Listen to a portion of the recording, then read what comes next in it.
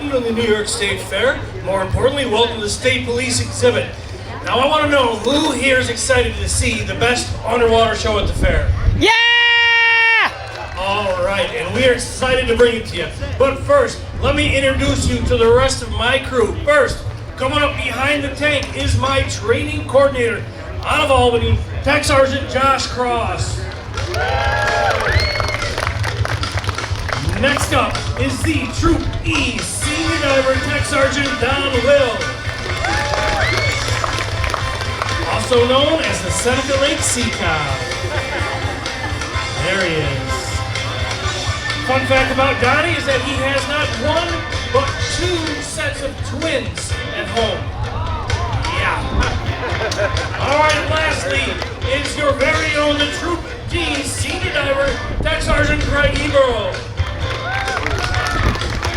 33-year veteran of the state police. And if you look up here, he used to have hair. All right, let me introduce the host of your show, the Troop C Senior Diver Tech Sergeant Seth Little. Hello, New York! How are we doing today? And I want to give special thanks to my boss, your boss, Chief Technical Sergeant Neil Price. Give him a hand. You're so cute. I am the baby of the group. All right, boss. I heard you say that this is the best show at the New York State Fair. I mean, that's what they're saying. That's what you want to believe? That's what I'm hearing. Well, I've heard it from other sources as well. I'm not sure if you've heard this latest or not, but this was supposed to be off record. Let's see here what happens. The canine demo was voted the best show at the fair. But if they took that survey again, I'm afraid to say that the underwater recovery team would definitely win. I think that's Kevin Connors from Canine. I'm not sure. That's one of our own. Did he really say that?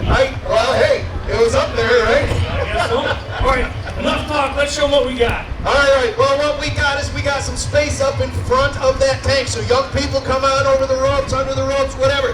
Come get a seat right in front of this tank. You can watch the divers dive up close and personal.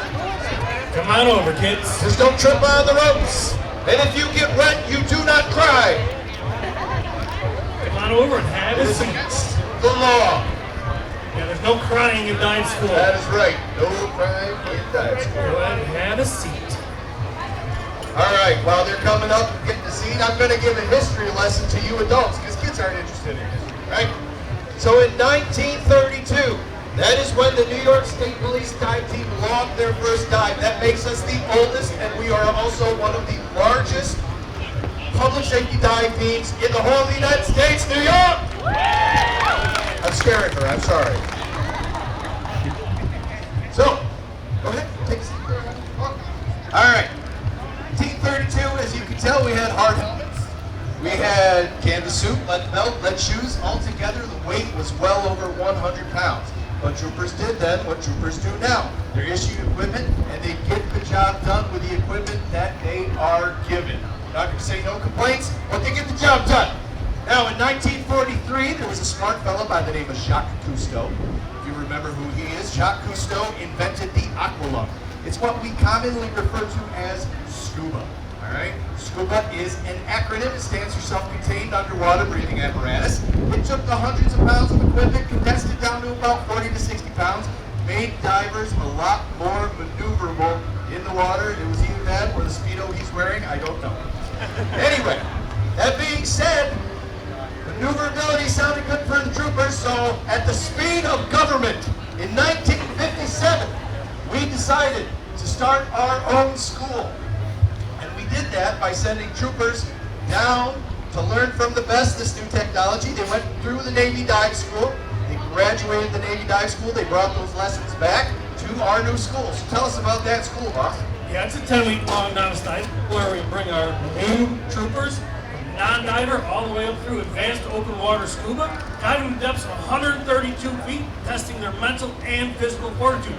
Now, only 1/3 of those members who think they're good enough to make our team actually graduate. 1/3 sounds tough. It is. You guys up there are part of that 1/3. Let's give them a hand.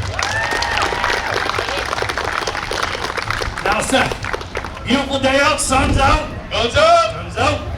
These guys are up here in their black suits. What do you say we get them in the water? I say that's a good idea.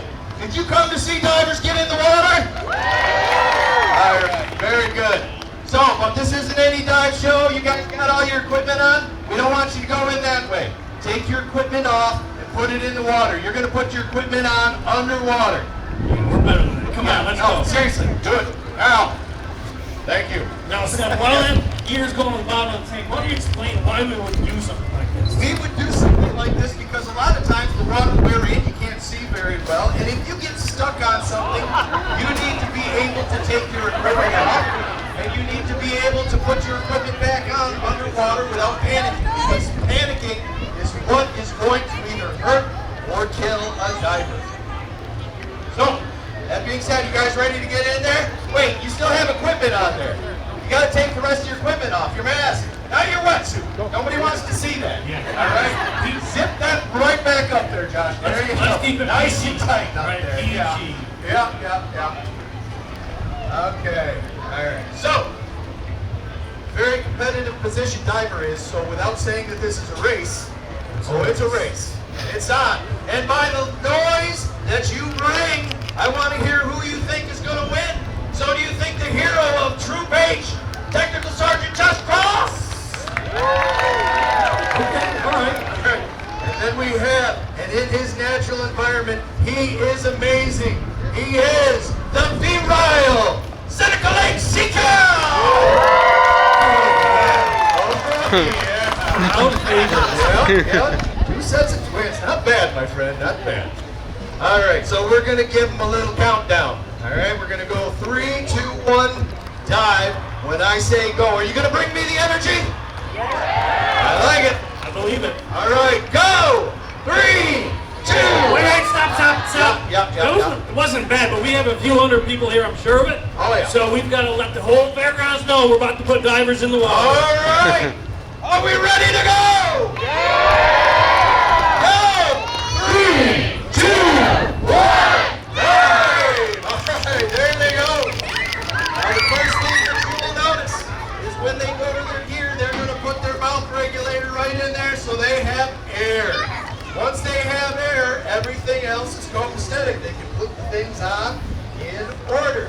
That air is connected to a tank, that mouth base. The tank holds approximately a closet worth of air in that tank. It's compressed. All right, so there's a lot of high pressure behind it. The Seneca Lake Sea Cow. Oh, yeah, he's been crushing it. Yeah, he has been crushing it. And there is the hero of Troop H.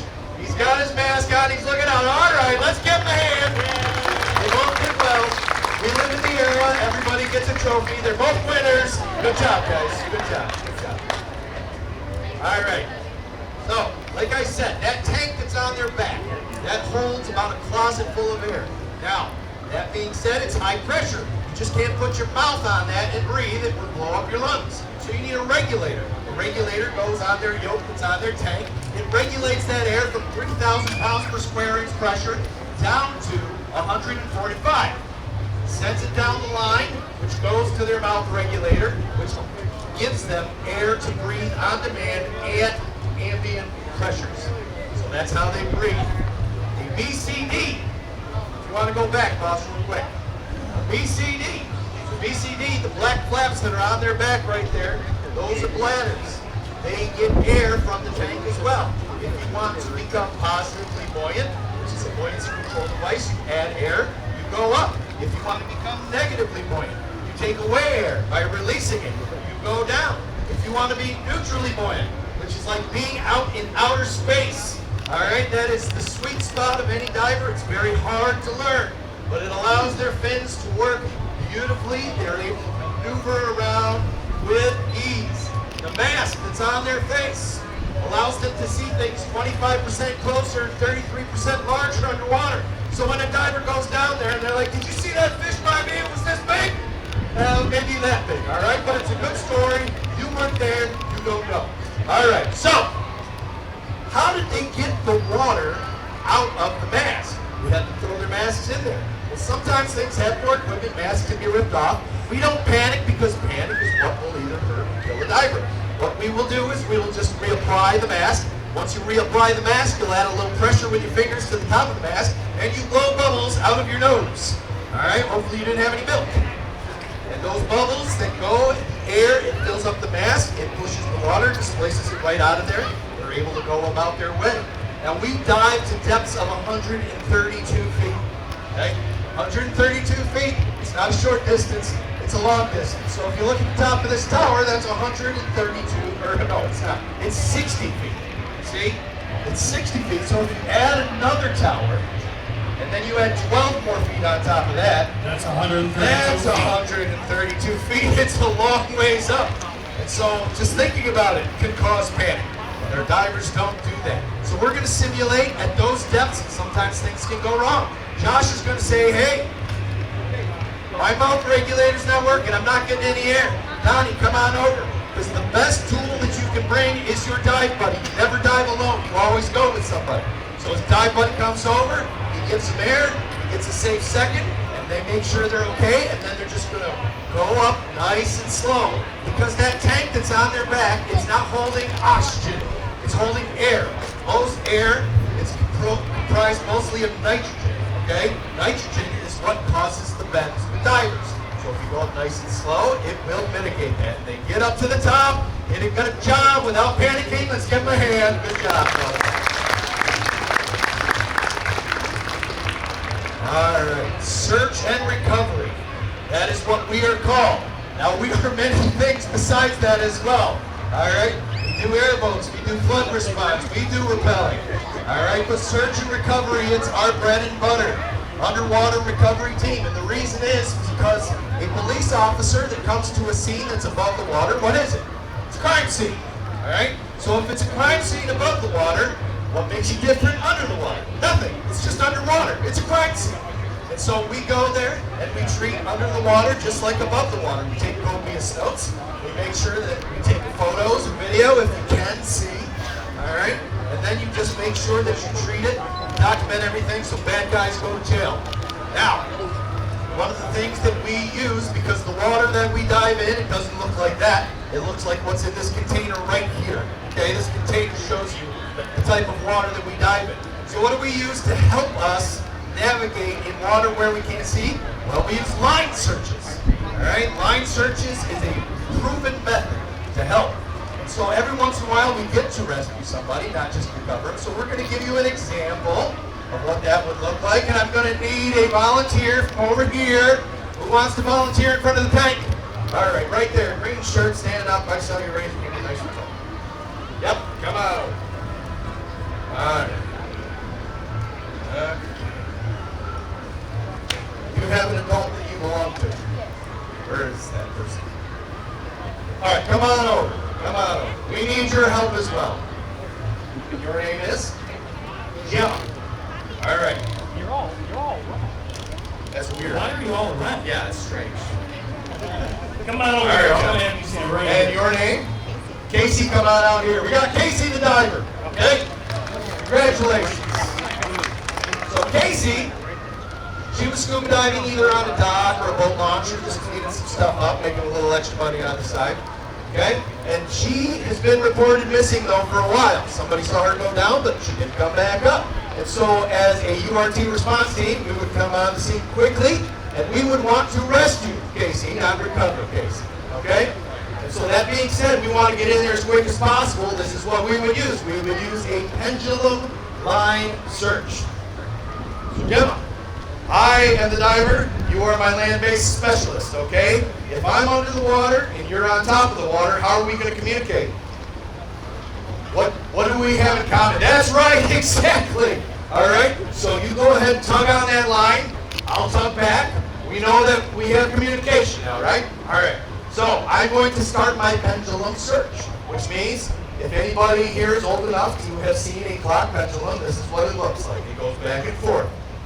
And I'm pivoting, and I'm going back and forth, and I'm searching. She sees I'm coming to a place I can't go anymore. She gives me a signal. All right, thank you, Gemma. And I give her a signal back, give her a couple tugs, let her know I'm ready to go. She gives me some line. And I come out here, and on my way back, I run into Casey the diver. And Gemma just helped rescue Casey the diver. Let's give her a hand.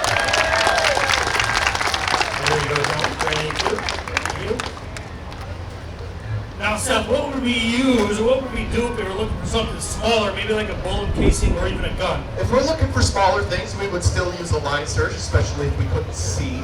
All right, we would use a line search to help us do a grid search, and what we would use is called a jackstay. What it is it's a line that connects two heavy weights. Right, shortest distance between 2 points, straight line. So I'm getting that straight right here. You got a weight, and a line. Diver would hold on to the line, and then would use the line to go forward in a straight manner, searching everything. And then they would take this weight, move it over a little bit, come back, and they would search for everything. Now it's very important when you're doing this and you only have touch and feel as your sense. All right? Our mascot, let's call it, is the octopus. Okay? So if you've ever seen an octopus move over the floor of the ocean, it touches everything. And we have to make sure that our divers know how to do that underwater. Okay? So they go ahead, they touch everything, every crack, every crevice. We say, if it's in there, we're going to find it. That is our motto. And so the jackstay helps us do that. I think there's a diagram up here that shows you of the Chevy Park Pond. All right, somebody threw a gun in there, and we have Technical Sergeant Josh Cross right now. He's going to be looking for that gun. Do we have a gun up there, Greg? All right, go ahead. Greg's been doing this for 31 years, or 33, sorry. And just very casual firearms. All right, so Josh Cross is going to start his search. He's going down the line, and he is touching everything. And then once he gets to the weight, he is going to move the weight. There it goes. And he is going to turn around. And as he's turning around, he is searching everything, searching everywhere. And let's see if he finds it. Let's see where it might be. You can tell he's not cheating. No, he is not cheating. Let's see. He's going to turn back around here. All right. Now, searching every crack and crevice, even places where he might have searched already. Go over it, and he runs into it. Let's give him a hand. Good job, Josh. All right. So, people are our most useful tool. Okay, but we have also advanced a little bit as far as technology goes. We use water. Let's say that we're looking through a lot of muck. All right, if you've ever been in a pond or river, you know there's a lot of muck down there. So we could use a metal detector to go through that muck. I'm going to need another volunteer over here. Who wants to volunteer? All right, right there. You got paint on your face there. Yeah, looks like a shell or something. Okay. And your name is? Avery, all right, very good. Avery, does this look like water that you would want to go swimming in? Doesn't even look like water you'd want to put your hand in, does it? Yeah, neither do I, all right. So we're going to put a glove on your hand. Other one right there, okay? Now, Avery, this is a metal detector, all right? So it's on. And what is that metal detector detecting? Yeah, it's looking for metal, but right now it's detecting 31 years of marriage. Okay, so we're going to hook in here and see if we can find something else. So Avery, go ahead and grab this right here and go over the water. Oh, hear that? All right, so put your glove right in there and see if you can find what it was detecting. What do we got? Those gloves aren't easy. Got to dig right in there. All right, you feel anything? Oh, she feels something in there, and there it is. What is this? Do you know what this is, Avery? This is a U-bolt, okay? A lot of times people leave construction stuff underwater. You find rebar, shopping carts. You never know what to find. There's a lot of junk under there. So we have to discriminate. That's junk, right? So we come down here a little bit farther. Come over here, Avery. You can grab this again with your hand. And we'll search again. Oh, something else right there. Go ahead with your glove and go in there and search. What do we got? I know it's in there. Right there. Right there. It's not as easy as it looks, is it? No? Let's see here. There it is, right there. All right. Now this is a lock, okay? And we're actually looking for somebody who broke into a lock box. And so what would we do with this?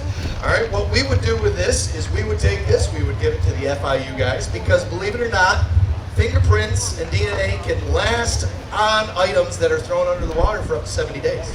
Okay? And so it's very important if you were to find something underwater, leave it alone, leave it in the water that it's in, and then try and transport it to the police. Okay? So very good. Let's give Avery a hand. You did wonderful. All right, and Avery, for your help up here, you can get your very own octopus. Kids, parents, if you want your own octopus, you can find it right over there at the New York State Trooper Foundation, that gray building. And I think they have shirts just like ours. Just like this. Without the sweat. It's all right. No sweat. All right, so other technology that we might use. We have underwater robots. Why would we use a robot? Well, let's say that we're diving in the ice, okay? And a sled or a four-wheeler went down through the ice. Hopefully there wasn't anybody attached to it. So instead of putting a diver down there right away, why not put a robot, right? If the water's clear enough, put a robot down there, doesn't have feelings, doesn't get cold. And we have a remote operated vehicle specialist right over there in the boss. So he's going around, you can see we got a camera up there. Kids, wave to the camera. Yeah, it's looking at you. You're on the big screen. Oh yeah, very nice, very nice. So that robot, besides finding kids, it happened to actually run into what we were looking for, which is a four-wheeler. Okay, so the robot fought the four-wheeler under the ice. Well, how are we going to get that four-wheeler out? What do we need? People! We need people. We need a diver, right? We still like people. Let's hear it for people. All right.